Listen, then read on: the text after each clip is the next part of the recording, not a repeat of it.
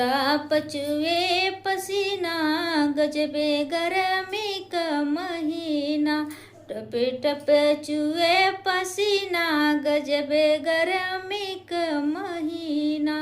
ससुरु हमारे पंखल आए, ससुरु हमारे पंखल आए। सासू हराम किया जीना गजबे गर्मी का महीना।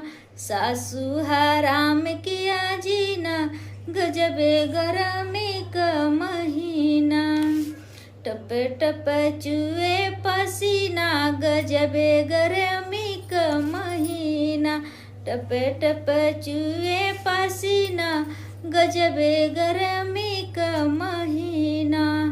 जेठ हमारे कूलर ले आए, जेठ हमारे